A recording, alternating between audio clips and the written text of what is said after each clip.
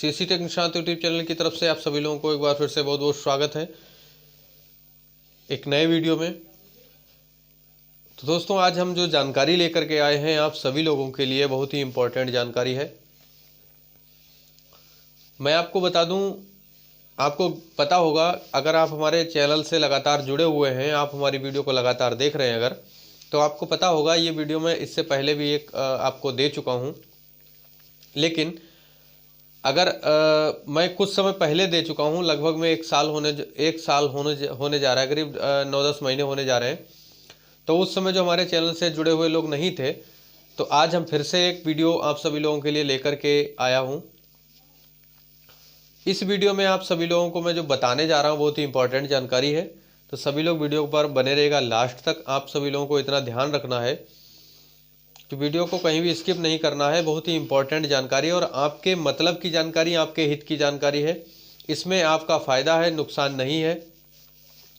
अगर वीडियो को स्किप कर देते हैं और जानकारी को, पूरी सूचना अगर आप नहीं सुनते हैं और मैं जो तरीका बताऊंगा अगर उस तरीक़ों को नहीं अपनाते हैं, तो कल को आप किसी न किसी मुसीबत में फंस सकते हैं और परेशानी में अगर आप आ गए तो आपको बहुत ज़्यादा प्रॉब्लम आगे हो जाएगी। उसको सुधारना, देखिए, कस्टमर के आधार पर आपको चलना पड़ेगा। और अगर आप हमारी बात को सुनते हैं गौर से और मैं जो तरीका बता रहा हूं, अगर उस तरीके से आप चलते हैं तो आप कस्टमर को अपने तरीके से चला सकते हैं। कैसे चलाएंगे इसके बारे में हम आगे वीडियो में बताएंगे, तो वीडियो पर बने रहेगा सभी लोग। आपने अभी तक हमारे चैनल को अगर सब्सक्राइब नहीं किया है तो चैनल सब्सक्राइब कर लीजिए, साथ में बेल आइकन दबा करके ऑल नोटिफिकेशन पर सेट कर दीजिएगा, ताकि इसी तरह की लेटेस्ट वीडियो आप सभी लोगों को सबसे पहले मिलती रहेगी हमारे चैनल पर। तो चलिए हम आपको लेकर के चलते हैं अपनी उस जानकारी की तरफ और आपको हम बताते हैं कि जानकारी क्या है और उसमें इम्पोर्टेंट क्या है।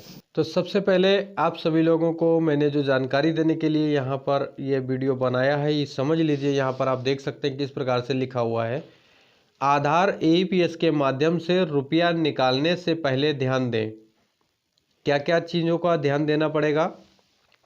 सामान्यतः आधार कार्ड एईपीएस के इस्तेमाल में रकम फंसने की संभावना बहुत कम होती है, लेकिन फिर भी कुछ तकनीकी कारणों से आधार के माध्यम से रुपया निकालने पर अगर रकम खाते से कट जाता है और सेवा प्रदाता के खाते में नहीं पहुंचता है, सेवा प्रदाता यानी बीसी सखी या अन्य जो भी प्राइवेट बैंक को लेकर के अपना काम कर रहे हैं, सभी लोगों के लिए फिलहाल है ये वीडियो।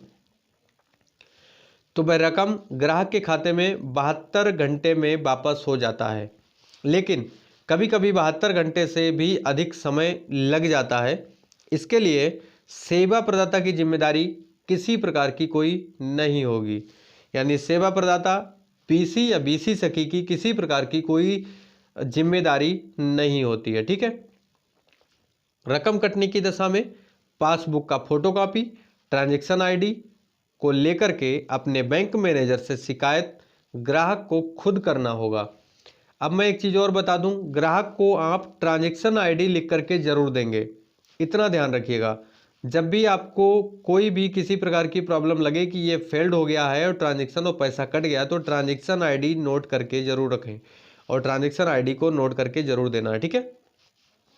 इसका एक कॉपी सीएसपी ऑपरेटर यानी सेवा प्रदाता को देना होगा, ताकि आप सभी लोगों को जो है आपके पास में एक प्रूफ रहे कि हाँ, मेरे पास में जो पैसा निकाला गया था वो बिल्कुल जो है पैसा निकल के हमारे अकाउंट में नहीं आया था। ग्राहक उपरोक्त सेवा शर्तों को समझने के बाद ही अपने विवेक से एईपीएस का इस्तेमाल करें। एनपीसीआई भारतीय राष्ट्रीय भुगतान नियम आरबीआई के गाइडलाइन के अनुसार, ठीक है, आरबीआई ने अपना गाइडलाइन जारी किया है, उसके अनुसार में ये सारा डिटेल के साथ में आप सभी लोगों को मैंने बता दिया है। आशा करते हैं जानकारी को समझ में आ चुका होगा आप सभी लोगों को। तो दोस्तों, जैसा कि आप सभी लोगों ने देखा, मैं आपको बता दूं कि जैसे आपने देखा होगा बैंक का जो सर्वर होता है वो अधिकतर डाउन रहता है। बैंकें जो इस समय वर्क कर रही हैं आज के समय में, बहुत ही ज़्यादा एईपीएस और बहुत ज़्यादा डिजिटल ट्रांजैक्शन होने की वजह से बैंक का सर्वर इस समय बहुत ज़्यादा ही बिजी रहता है, डाउन रहता है सर्वर। तो इस सिचुएशन में जब सर्वर बिजी हो जाता है तो इस समय, ऐसे समय में क्या होता है कि कस्टमर का पैसा कभी कभी कस्टमर के अकाउंट से कट जाता है, यानी डेबिट हो जाता है, लेकिन बीसी या बीसी सखी यानी हम लोग उनके अकाउंट में नहीं आ पाता है। जब अकाउंट में पैसा नहीं आता है तो ऐसी सिचुएशन में क्या होता है कि वो जो पैसा होता है वो बैंक के एक पूल अकाउंट होता है, उस पूल अकाउंट में जा कर के फंस जाता है, उसी अकाउंट में पैसा रह जाता है। सबसे पहले तो हम आपको ये प्रक्रिया समझाना चाहेंगे, ठीक है। अगर कस्टमर आपसे, कभी कभी आपके यहाँ ऐसी प्रॉब्लम अगर आ जाती है कि कस्टमर का पैसा कट गया और आपके अकाउंट में नहीं आया, तब कस्टमर को आप क्या बताएंगे, क्या समझाएंगे? कस्टमर को समझाना बहुत ज़रूरी है। कस्टमर से कहेंगे, नहीं तो कस्टमर आप पर हावी हो जाएगा। कस्टमर आपसे कहेगा नहीं मुझे मेरा पैसा चाहिए, आप मुझे दीजिए, मुझे कोई मतलब नहीं है, मैं कुछ नहीं जानता, मेरे बारे में मैं मतलब जो है इस पैसे के, इस प्रक्रिया के बारे में मुझे कोई मतलब नहीं है। हमने आपका पैसा निकाला, आपने पैसा निकाला, हमारा पैसा कट गया, अब हमें पैसा चाहिए, हमारे अकाउंट से तो चला गया। ऐसे में कस्टमर आप पर जब हावी होगा तो हो सकता है आपको प्रॉब्लम बढ़ जाए, और आपने अगर कहीं धोखे से भी पैसा दे दिया उसको, तो ऐसी सिचुएशन में जो पैसा कटा है उसके अकाउंट से वो वापस उसी के अकाउंट में जाएगा, तब आपका नुकसान हो जाएगा। वो पैसा उसके अकाउंट में चला जाएगा और आपसे भी नगद पैसा चला जाएगा, आपका डबल नुकसान हो जाएगा। तो आप समझ लीजिए इस बात को, ध्यान से सुनिएगा हमारी बात को। अगर आप ध्यान से नहीं सुनते हैं तो काम करते समय आगे भविष्य में आप प्रॉब्लम में आ सकते हैं। प्रक्रिया क्या होती है मैं आपको बता देता हूं कि जैसे हम लोग जो एईपीएस के माध्यम से पैसा निकालते हैं, तब आप कस्टमर का जो फिंगर लगवाते हैं, उस फिंगर को लगाने के बाद में जो कुछ सेकंड का प्रोसेस चलता है, तब उसमें क्या होता है कि वो पैसा उसके अकाउंट से कट करके बैंक का जो मेन पूल अकाउंट होता है उस अकाउंट में जाता है। उस अकाउंट से हमारा जो अकाउंट एईपीएस में ऐड किया जाता है उस अकाउंट में ट्रांसफर कर दिया जाता है। यानी सारी प्रक्रिया होती बैंक के थ्रू ही है। कभी कभी ऐसा हो जाता है कि बैंक का सर्वर डाउन है, हमारे यहाँ चलता है, लेकिन फिर भी जो बैंक का जो मेन सर्वर होता है उस सर्वर पर जाकर के पैसा हमारे अकाउंट में ट्रांसफर होता है, डायरेक्ट कट करके हमारे अकाउंट में नहीं आता। ये इतना ध्यान रखिएगा। पैसा जो है कस्टमर के अकाउंट से कटता है, उसके बाद बैंक के मेन सर्वर पे जो पूल अकाउंट ब्रांच का होता है, बैंक का होता है, उस अकाउंट में जाता है। उस अकाउंट में जाने के बाद हमारे सर्वर पर हमारे अकाउंट में भेजा जाता है। क्योंकि यही प्रक्रिया होती है, वो अकाउंट लिंक किया जाता है हमारी आईडी से। वो बैंक के मेन जो अकाउंट पूल अकाउंट होता है उसमें फंस गया है।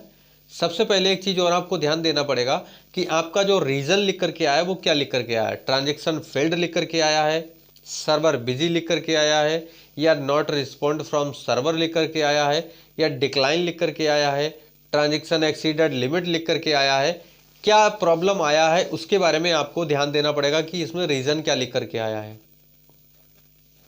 सबसे बड़ी बात यह है कि आपके पास में प्रिंट आउट करने का ऑप्शन दिया गया, आप तुरंत उसको प्रिंट करिए कि रीज़न लिख करके आया है। उस पर्ची यानी जो आपकी रसीद निकलेगी, उस रसीद को आप एक कस्टमर को दीजिए, दूसरा अपने पास प्रिंट करके रखिए। कल को कस्टमर ये ना कह पाए कि हमने ये पैसा भैया निकाला, पैसा निकल गया हमारा, तुम्हारे अकाउंट में पड़ा है, हमें पैसा दीजिए।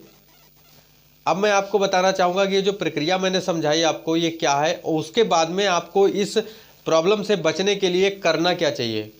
आपको अपने सेंटर पर, चाहे वो आप किसी प्रकार का सेंटर आपका जैसे दुकान हो, या आपका किसी छोटे मोटे कमरे में बैठते हो, या कहीं अन्य जगह पर बैठते हो, तो उसके साथ में आपको क्या करना पड़ेगा, एक पंपलेट में आपको उस पंपलेट को प्रिंट आउट करके अपनी दुकान पर लगा लेना है, या फिर आप उसका एक बैनर भी बनवा सकते हैं।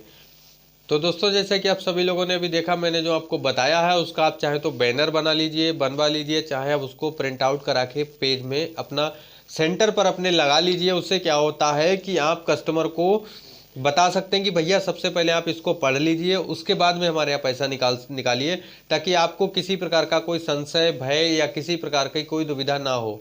अन्यथा आपका पैसा अगर कहीं धोखे से बाई चांस कट गया, अब वो क्या करेगा, आप पर ब्लेम करेगा। इससे अच्छा है कि आप पढ़ लीजिए भैया। अगर आपको ज़रूरी है, अगर आप चाहते हैं कि भैया पैसा निकालना है, तो आप अपने रिस्क पर हमारे साथ हमारे यहाँ पैसा निकाल सकते हैं। अगर सर्वर पर कभी भी कोई पैसा फंस जाता है तो हमारी जिम्मेदारी नहीं है, क्योंकि हमारे हाथ से ये सिचुएशन हल नहीं हो पाएगी। ठीक है, तो चलिए आज के लिए जो जानकारी थी आप सभी लोगों को बताने के लिए बस यही तक थी, और मिलते हैं अगले वीडियो में इंटरेस्टिंग जानकारी के साथ। आज के लिए इतना ही, नमस्कार।